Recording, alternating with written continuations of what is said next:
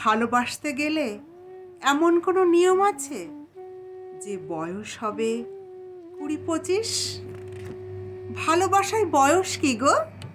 16ই যেমন তেমন করে 60-এ এসেও ফল্গু ধারা বইতে পারে।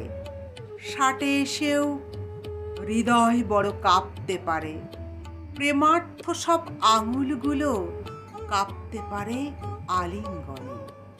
60-এ এসেও বুকের জলে প্লাবন ওঠে।